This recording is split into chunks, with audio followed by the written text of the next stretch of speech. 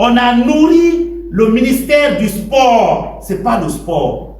Parce que si on avait nourri le sport, on aurait des infrastructures sportives aujourd'hui un peu partout, dans toutes les agglomérations.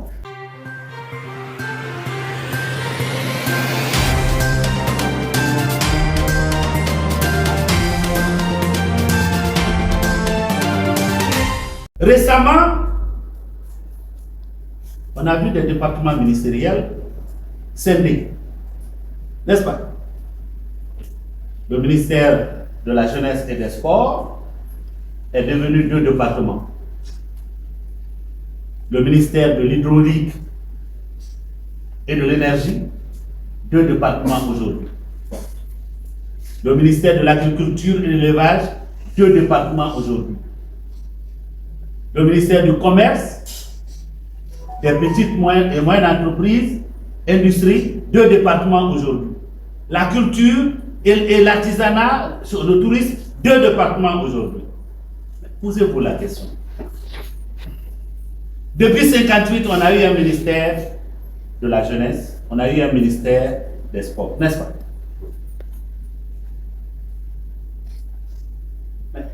Montrez-moi où nous avons des infrastructures sportives en Guinée pour permettre à nos enfants de jouer. Où est-ce que nos enfants jouent?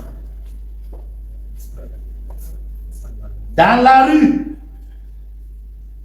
On a nourri le ministère du sport. Ce n'est pas le sport. Parce que si on avait nourri le sport, on aurait des infrastructures sportives aujourd'hui un peu partout, dans toutes les agglomérations. Je suis certain qu'on ferait des Ronaldo.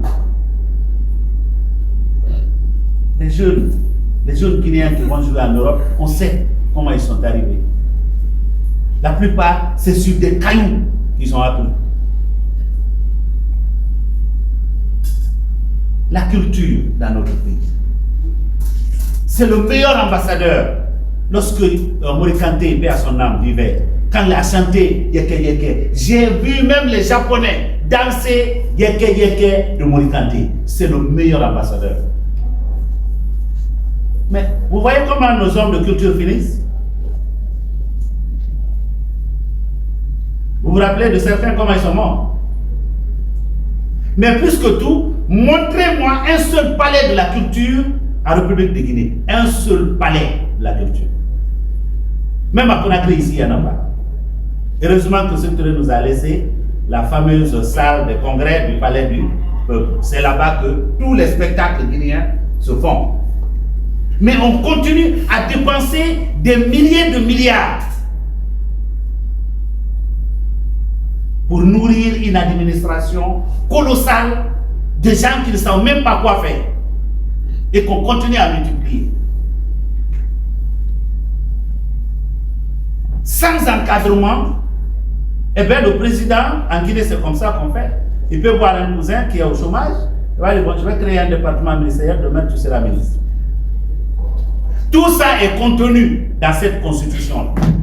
Tout ce que je dis là, c'est contenu dans cette constitution. Mais le plus grand danger que les dirigeants, ceux qui ont dirigé la Guinée et qui ont eu ce droit, ont fait à notre pays, c'est que le népotisme en Guinée, c'est eux qui sont la base.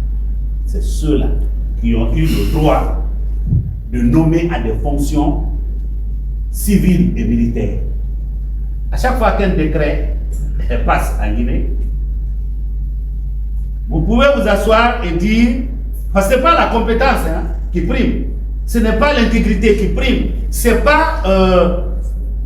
pas l'expérience qui prime, c'est qui appartient à quelle ethnie. Si le président a un Soussou, même si vous dites que 50% ou 60% seront des Soussous, vous n'avez pas menti. C'est ce qui a fait que, politiquement en Guinée, nous avons l'ethnocentrisme. Les gens voient aujourd'hui les partis politiques qui sont devenus des regroupements ethniques, parce que les gens ils se disent, moi aussi si c'est mon frère qui est là-bas, il va penser à moi. De toute façon, même si je n'ai pas de compétences, pourvu que j'ai un nom. En Guinée, on a un gâteau qui est petit. Le gâteau, il est petit. Mais on ne se pose pas la question de savoir qu'est-ce qu'on va faire pour que ce gâteau-là soit grand et